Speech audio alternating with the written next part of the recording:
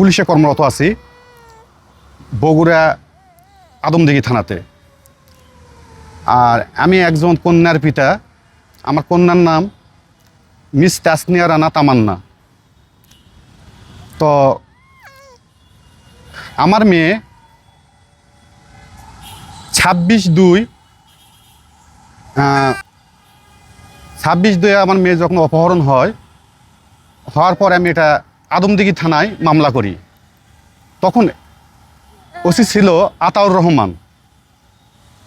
বর্তমান যে ওসি আছে কামরুজ্জামান মিয়া, তখন উনি এই থানার ওসি ছিল না। যখন আমি তড়িৎ গতিতে আমি গিয়ে মামলা করেছি, তড়িৎ গতিতে আমার মামলা নিয়েছিল এবং উনি সঙ্গে সঙ্গে আমার সামনেই আমাকে দাঁড় করে রাখে এসপিকে ফোন করে আমার মেয়েকে দ্রুত উদ্ধার করার জন্য পদক্ষেপ নেয়। এবং ছেলের বাবার মাকে আমরা যখন গ্রেপ্তার করে নিয়ে এসে জিজ্ঞাসাবাদ করলে আমার মেয়েকে পাওয়া যায় 24 ঘন্টার মধ্যে। এটা প্রথম ঘটনা। আর এই মামলার আয়ু ছিল আমাদের আদমদিঘি থানারই এসআই বাবুল আক্তার। তো যাই হোক, মেয়েকে উদ্ধার করার পর আমরা চলে গেলাম মেডিকেল করতে হয়। মেয়েকে ভিকটিম উদ্ধার করার পর একটা মেডিকেল হয়। এই মেডিকেল করার জন্য আমরা জিয়া মেডিকেলে নিয়ে গেলাম। আমি ছিলাম, মহিলা কনস্টেবল ছিল, আমার ওয়াইফ ছিল। আমরা মেয়েকে মেডিকেল করতে নিয়ে গেলাম জিয়া মেডিকেলে, বগুড়া জিয়া মেডিকেল। এটা 27 তারিখে, 27/2। তো জিয়া মেডিকেলে নিয়ে গেলাম। নিয়ে যাওয়ার পর এই মামলার যে 1 নম্বর প্রধান আসামি শাহিদ হোসেন, তার দুলা ভাই, উনি জিয়া মেডিকেলে গিয়ে আমার মেয়েকে এইভাবে মোবাইলে কিছু ছবি দেখায় অশ্লীল, দেখে বলে তুমি যদি মেডিকেল করো তাহলে কিন্তু এই ছবিগুলো ভাইরাল করে দিব। তখন আমার মেয়ে ভয়তে ডাক্তারের কাছে বলল, না আমি মেডিকেল করবো না। তখন ওই ছেলের সঙ্গে আমার একটু কথা কাটাকাটি, আমি বলে এখানে তুমি কি জন্য আসছো, এইভাবে আর্মির সাথে আমার মনে করেন যে একটু বাকবিতণ্ডা হয়। তখন ওই আর্মি ওখান থেকে ভেগে যায়। যাওয়ার পর আমার মেয়েকে ওখানটা আর মেডিকেল হলো না। তারপর ওখান থেকে নিয়ে গেলাম 22 ধারা করার জন্য, জবানবন্দির জন্য ম্যাজিস্ট্রেটের কাছে নিয়ে যেতে হয় জজ কোর্টে। আমরা জজ কোর্টে ওখানে ম্যাজিস্ট্রেটের কাছে যখন গেলাম, যাওয়ার পর জিআরও অফিসে তখন আমি, আমার ওয়াইফ, মহিলা কং, আমার আমরা সবাই আছি জিআরও অফিসে। ওখানে মেয়েকে নিয়ে গেলাম। যাওয়ার পর দেখি যে ওখানেও কিছুক্ষণ পর চলে আসলো ওই যে সেনা সদস্য আর ওনার ওয়াইফ। এসে ওখানে আমার মেয়ে যাই বলতেছে ওই একই কথা, তো আমাদের পক্ষে যদি তুমি কথা যদি না বলো ম্যাজিস্ট্রেটের কাছে, বলবে যদি নিজের ইচ্ছায় স্বইচ্ছায় আসতো, এই কথা যদি না বলো তাহলে তোমার ছবি গোটা মিডিয়া দেখবে, তোমার সব কিছু আমরা ভাইরাল করে দেবো।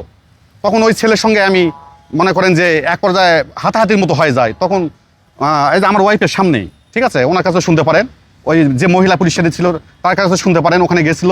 আমি তার সঙ্গে যখন আমার একটা গন্ডগোল সৃষ্টি হয়, তখন জিয়ারও নিজে বলে তুমি এখানে আসছো কেন, তখন জিয়ারও ওখান থেকে বের করে দিল, বের হয়ে চলে গেল। ঠিক আছে, তারপর তো মেয়ে ওদের কথা মতোই তো ওখানে সাক্ষ্য দিয়েছে। তারপর আদালত মনে করেন যে মেয়ে নাবালিকা, এই জন্য মেয়েকে আমাদের কাছে আবার বাবা মার কাছে দিল। মা বাবার কাছে দিল, আমার মেয়েকে নিয়ে আসলাম। নিয়ে আসার পর এখন কিছুদিন যাওয়ার পর দেখি মামলার যে আয়ু বাবুল আক্তার, উনি আসামিদের সঙ্গে, যেমন মনে করেন যে বগুড়া আছে না, বগুড়া পানি উন্নয়ন বোর্ডে চাকরি করে এই ছেলের চাচা, প্রতিবেশী চাচা, নাম হলো হাসান। ও বাবুল আক্তারের সঙ্গে মনে করেন যায় দেখি যে যাতায়াত করে। তারপরে বাবা মার জামিনের ব্যাপারে, তারপর মনে করেন যে কিভাবে কি করবে, মানে কি কয়, বাবুল আক্তারকে টাকা পয়সা দেয়, ঘুষ দেয়, যে চার্জশিট থেকে যেন আসামিদের নাম কীভাবে বাদ দেওয়া যায়, এই বিষয়ে আলাপ করে। আমি তখন বাবুল আক্তারকে আমি বললাম, স্যার আপনি কিন্তু যাই করেন, ওর চাচা যে কিন্তু আসতেছে, আপনি টাকা নিয়ে কখনো চার্জশিট থেকে আসামিদের নাম মুছে দেবেন না স্যার, পরে কিন্তু এটা বিপদ হতে পারে আরও আমার মেয়ের। উনি কথা, আমার থেকে তুমি বেশি বুঝো না, কী করা লাগে আমি করব। এই কথা বলার পর আমি ঠিক আছে স্যার, যা ভালো মনে হয় করেন স্যার বলে আমি চলে গেলাম। যাওয়ার পর দেখি কিছুদিন পর ওই ছেলে মোবাইল মেসেঞ্জারে আমাকে ছবি দেয়, আমার মেয়ের আর ওর ছবি, কিছু খারাপ ছবি করছে, এগুলো আমাকে দেয়। আপনি আমার সাথে দেখা করেন, নাহলে আপনার কিন্তু সমস্যা হবে, নাহলে আপনার মেয়ে যেখান থেকে পাবো সেখান থেকে উঠাই নিয়ে যাব, আর যদি নাহলে ছবি ভাইরাল করে দেবো, এই ধরনের কথা বলে এই মামলার প্রধান আসামি।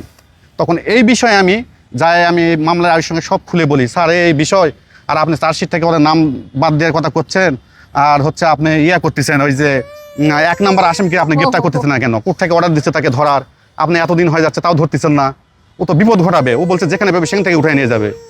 উনি কয় যে তোমাকে এলে কিছু ভাবতে হবে না, যাও যা করে আমি করবো, যাও আমি ধরবো কীভাবে ধরা লাগে এভাবে বলে দেওয়া যায়। আমি স্যার পরে কিন্তু দায়িত্ব কিন্তু আপনাকে নিতে হবে, সেটা আমি দেখবো না, তুমি যাও। বলাও যায় ভাই, কাজও তাই। তারপর আমার মেয়েকে 1 তারিখে পহেলা মে আমার মেয়ে কিডন্যাপ হলো। হওয়ার পরে আমি তো কান্নাকাটি, আমার বউ আমরা মেয়ে খোঁজাখুঁজি পাই না। তারপর আমরা মামলা করতে গেলাম আবার। তখন হচ্ছে আগের ওসি আর নেই, উনি তো চলেই গেছে। আগের ওসি আতাউর রহমান ছিল, উনি খুব ভালো লোক ছিল, উনি তো চলেই গেছে। এই বর্তমান যে ওসি আসছে আমার ওসি, কি বলবো ওনার কথা। ওনার কাছে কান্নাকাটি করি, করি, আমার মেয়ে হয়েছে স্যার আপনি তাড়াতাড়ি মামলা নেন, করেন।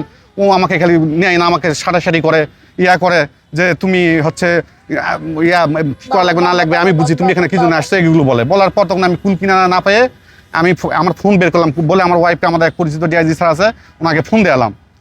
ওনাকে বললাম স্যার এই ঘটনা। তখন উনি হচ্ছে ফোন দিল, ফোনটা ওসিকে দাও। ওসিকে ফোন দেওয়া হলো। ওসিকে ফোন দেওয়ার পর ওসি কথা বললো, বলার পর তখন একটা মামলা নিল। কিন্তু সে সরি মামলা তো না, একটা জিডি করলো। সে জিডিটাও ছিল খুব নর্মাল একটা জিডি। আর বাবার কি অবস্থা হয় একটা কন্যা হারিয়ে গেলে, তখন আমার অবস্থা তো খুব খারাপ। তখন জিডিতে কি আছে আমি তো জানি পুলিশের লোক তো ভালোই করবে, আর কি করবে। ওই জিডির মধ্যে আমি সই করে দিলাম।